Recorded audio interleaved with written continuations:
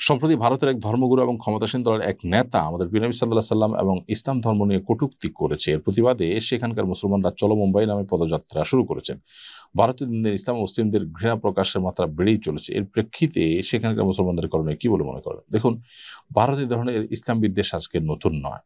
হ্যাঁ, বিগত আমলগুলোর তুলনাতে বিশেষ করে আমরা এইবার দেখেছি, বিশেষ করে এই বিজেপির যে লম্বা শাসন আমল চলছে, সেই শাসন আমলে যে মুসলমানরা সেখানে একেবারেই অনিরাপদ।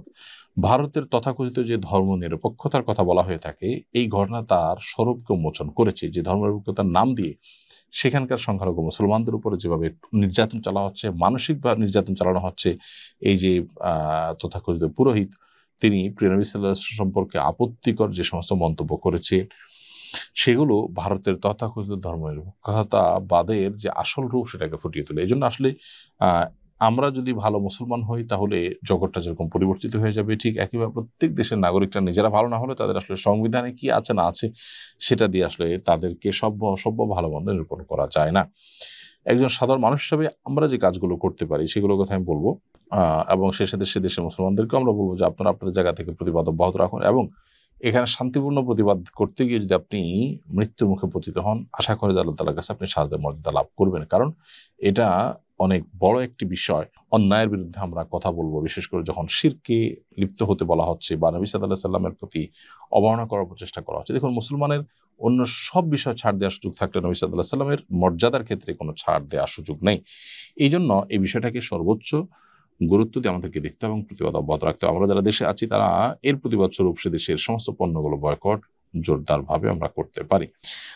মাজারে হামলার প্রতিবাদে ফকিরি গানের আয়োজন করেছে মাজারপন্থীরা, কিন্তু স্টেজে এরকম কিছু লোকও ছিল যারা শরীয়ত স্বীকার করে না, নামাজ রোজা দরকার মনে করে না, এমনকি নামাজের সময় তারা খাবার গ্রহণ করেছে, নামাজ পড়তে যাননি, এমন জাতীয় দৈনিকে নিউজ পর্যন্ত হয়েছে।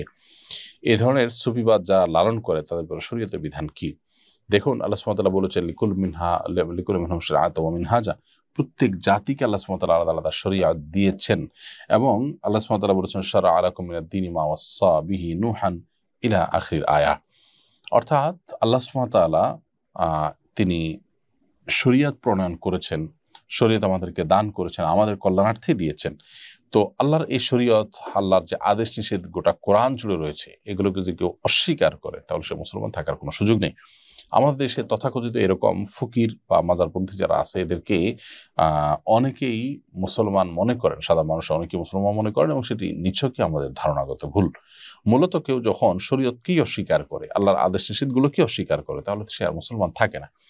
দেখুন, আপনি একটা রাষ্ট্রে আছেন, আপনি একটি রাষ্ট্রের নাগরিক হিসাবে যদি সেই রাষ্ট্রের সংবিধান, রাষ্ট্রের চৌহদ্দি, রাষ্ট্রের সীমানা কোনো কিছু যদি আপনি না মানেন, তাহলে আপনি সেই রাষ্ট্রের রাষ্ট্রের প্রতি আস্থাশীল বা সেই রাষ্ট্রের নাগরিক হিসেবে নিজেকে আসলে দাবি করতে পারেন না।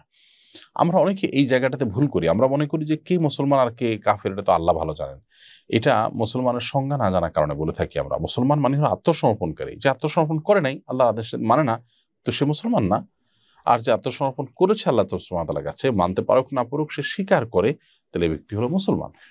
অতএব এই যে এই সমস্ত পীর ফকিরদের একটা বড় অংশ, তারা কিন্তু ইসলামের গণ্ডি থেকে খারিজ হয়ে যায়। তারা নামাজ কালাম পড়ে না, রোজা রাখে না, এবং নানা রকমের অপব্যাখ্যা কোরআনে তারা করে থাকে। তারা যেভাবে কোরআনের ব্যাখ্যা করেন, এইভাবে ব্যাখ্যা যদি করা হয়, তাহলে সেক্ষেত্রে দিন কেন, দুনিয়ার কোনো কিছুকে আর ঠিক রাখা যাবে না। এক একটা মন গড়া ব্যাখ্যা হাজির করা যাবে। বিধায় এই মানুষগুলোকে আমরা হেদায়েতের পথে আসার জন্য আহ্বান করব। নামাজের আজান হচ্ছে, আর তারা সেখানে এই অনুষ্ঠানে, অর্থাৎ এই যে মাজারে হামলার প্রতিবাদে তারা যে গান করছিলেন, এটা তাদের তামাশা, এটা ইসলাম নয়। এটি দিনের আলো মতে কিন্তু পরিষ্কার। আস-সুন্নাহ ফাউন্ডেশন, উম্মার স্বার্থে সুন্নাহর সাথে।